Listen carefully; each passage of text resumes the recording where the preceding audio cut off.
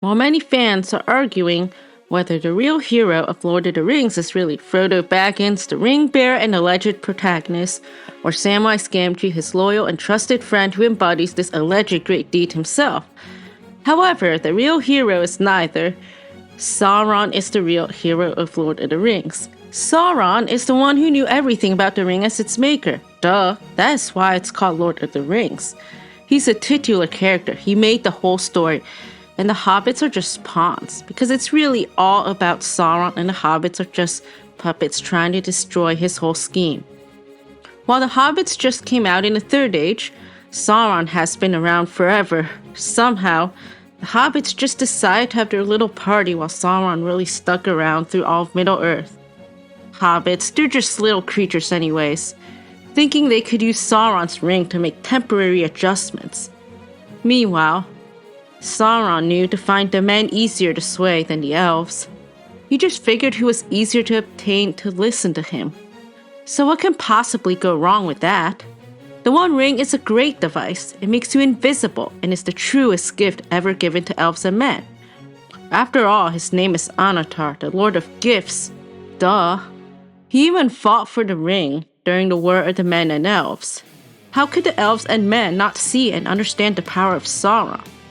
But Sauron, finding that he was betrayed and that the elves were not deceived, was filled with wrath, and he came against them with open word, demanding that all the rings should be delivered to him, and 3 of the rings they saved, and bore them away and hid them.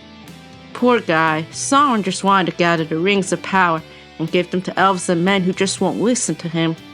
And with the Númenóreans, he was just giving them a chance to follow their true desires. Who wants to be a Númenórean anyways? Could be just about the worst thing in the world. You're an imitation elf. You basically do what the elves do, all to just be told that you don't get to do what they do at the end, which is to sail west into the Undying Lands. The Valar just wanted to keep you in a cage, hence their ban, and what gives? After all, Ar-Pharazôn just knew what Númenor needed. Meanwhile, Ar-Pharazôn was friends with Amandil.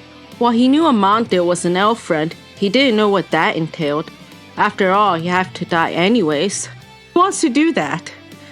Thankfully, Ar-Pharazôn knew better and decided to take his ship and remain in company to the Undying Lands because he figured, Amon is a place, it's just a place, and if I can get there, I could become an elf and be immortal. What's wrong with that anyways?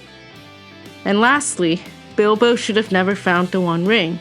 If he had not found the One Ring, then Frodo would have never taken it to Mordor, and Sauron would have had his way. See, he was corrupted by Frodo and the Fellowship. All he wanted to do was to be the greatest ruler, and the Hobbits killed it, making them just pawns of some sort of wizard, Gandalf from the Council of the Wise. And that council didn't even have anything to do with the Fellowship anyways. Gollum just couldn't live without the ring because it gave them advantages that he must not give up. Gandalf was fooled, big time. Sauron and Gandalf were of the same race, the Mire.